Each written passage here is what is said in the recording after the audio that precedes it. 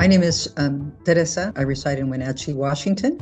My husband and I moved to Wenatchee in 1999. My understanding is that unless you're born here in Wenatchee, you're actually never from Wenatchee. I'm okay with that. We love the community and love being here.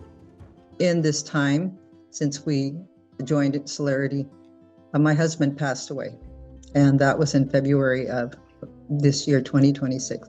That's a transition in and of itself, and it is a loss. There's just so many details that people are not aware of until it actually, you are walking on that path and you're in that journey. And it's not that I was lacking in experience, because I'm basically the family's chief financial officer, but I had a team member, and now I don't have a team member. So it was vitally important to me that I was able to initially walk that path and face that new reality of my financial future. In the process of understanding and being responsible for my financial future, as a widow, I felt that warmth and that caring.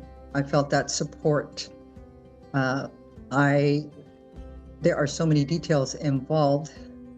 So instead of this being just another task that was on a list that I was checking off, instead my interactions with Celerity Credit Union ended up being very supportive and very affirming, and made me feel a lot less vulnerable as I approached the decisions that I had to make for my future.